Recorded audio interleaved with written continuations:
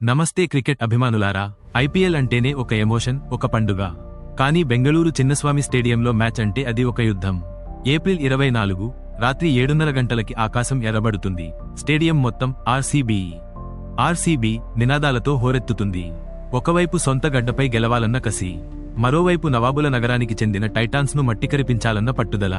గిల్ వేసే ప్లాన్లకి విరాట్ ఇచ్చే ఆన్సర్లు ఎలా ఉండబోతున్నాయి? గుండెలు అదిరే ఈ పోరులో గెలుపు ఎవరిది?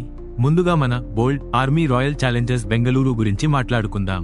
రజత్ పాటిదార్ కెప్టెన్సీలో ఈ జట్టు కొత్త ఉత్సాహంతో కనిపిస్తోంది. కింగ్ విరాట్ కోహ్లీ తనదైన శైలిలో 247 రన్స్తో టాప్ ఫామ్లో ఉండగా, ఓపెనింగ్లో దేవ్దత్ పడిక్కల్ అతనికి అండగా నిలుస్తున్నాడు. కెప్టెన్ రజత్ పాటిదార్ ఇప్పటికే 230 రన్స్తో మిడిల్ ఆర్డర్లో వెన్నెముకగా మారాడు. ఇక ఫిల్ సాల్ట్ తన మెరుపు బ్యాటింగ్తో ప్రత్యర్థిని భయపెట్టేందుకు సిద్ధంగా ఉన్నాడు.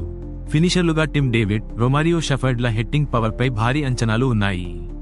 బౌలింగ్లో swing king Bhuvneshwar Kumar 10 wickets, power ప్లేలో కీలకం కాగా, జోష్ హేజల్వుడ్ తన ఎక్స్పీరియన్స్తో లక్నోను కట్టడి చేయనున్నాడు. సుయేష్ శర్మ స్పిన్ మాయాజాలం మరియు ఇంపాక్ట్ ప్లేయర్గా వచ్చే వెంకటేష్ అయ్యర్ మ్యాచ్ స్వరూపాన్ని మార్చేయగలరు. ఇక అటువైపు గుజరాత్ టైటన్స్ ని తక్కువ అంచనా వేయలేం. ప్రిన్స్ శుభ్మన్ గిల్ నాయకత్వంలో ఈ జట్టు ఎప్పుడూ ప్రమాదకరమే. Sai Sudharsan class batting, Jos Buttler విధ్వంసం వీరికి కొండంత బలం. మిడిల్ ఆర్డర్లో షాహ్రూఖ్ ఖాన్, రాహుల్ తెవటియాలు మ్యాచ్లను ఒంటి చేత్తో గెలిపించే ఫినిషర్లు. ఆల్రౌండర్గా వాషింగ్టన్ సుందర్ తన వంతు పాత్ర పోషిస్తున్నాడు. బౌలింగ్ విభాగంలో మేజిక్ స్పిన్నర్ రిషీద్ ఖాన్ గూగ్లీలని ఎదుర్కోవడం ఎవరికైనా కష్టమే. కగిసో రబాడా, మొహమ్మద్ సిరాజ్ల పేస్ దాడి, ప్రసిద్ధ్ కృష్ణ బౌన్స్ మరియు సాయి కిషోర్ స్పిన్. ఇలా ప్రతి విభాగంలోనూ టైటాన్స్ పటిష్టంగా ఉన్నారు. గత ఏడాది రన్నరప్గా నిలిచిన ఈ జట్టు ఈసారి కప్పు కొట్టాలన్న పట్టుదలతో ఉంది. ఈ రెండు జట్ల మధ్య ముఖాముఖి రికార్డులు చూస్తే ఎప్పుడూ ఉత్కంఠగానే ఊసున్నది. ఐపీఎల్ చరిత్రలో ఇప్పటివరకు ఇరు జట్లు 6 సార్లు తలపడగా, రెండు జట్లు చెరో 3 విజయాలతో 3-3తో సమంగా ఉన్నాయి. అయితే చిన్నస్వామి స్టేడియంలో మాత్రం గుజరాత్ టైటాన్స్ కు 2-1 అడ్వాంటేజ్ ఉంది. విరాట్ కోహ్లీకి గుజరాత్ పై 114.67 యావరేజ్ ఉండగా, శుభ్మన్ గిల్ కు కూడా ఈ మైదానంలో సెంచరీ, 104 యాస్టరిస్క్ చేసిన రికార్డు ఉంది. ఇద్దరి మధ్య పోరు నువ్వా నేనా అన్నట్లు సాగడం ఖాయం. చిన్నస్వామి స్టేడియం అంటేనే చేజింగ్ కి స్వర్గధామం. ఇక్కడ టాస్ గెలిచిన కెప్టెన్ ఆలోచించకుండా బౌలింగ్ ఎంచుకోవడం ఆనవాయితీ.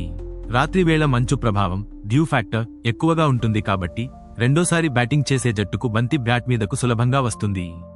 అందుకే ఈ మ్యాచ్లో కూడా టాస్ గెలిచిన వారు ఫీల్డింగ్ తీసుకోవడమే సరైన నిర్ణయం. బెంగళూరు పిచ్ బ్యాటర్లకు పండుగ, బౌలర్లకు పరీక్ష.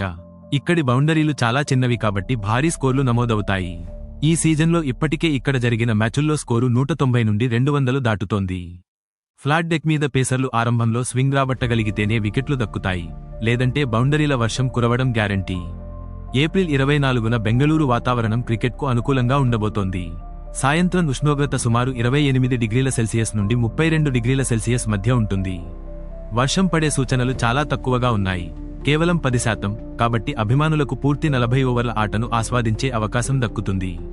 చిన్నస్వామి స్టేడియంలో అత్యధిక పరుగులు చేసిన ఆటగాడిగా విరాట్ కోహ్లీ 3200+ రన్స్, తిరుగులేని రికార్డుతో ఉన్నాడు. అలాగే బౌలింగ్లో మహమ్మద్ సిరాజ్ ఇక్కడ 29 వికెట్లు తీసి అత్యంత విజయవంతమైన బౌలర్లలో ఒకరిగా ఉన్నాడు.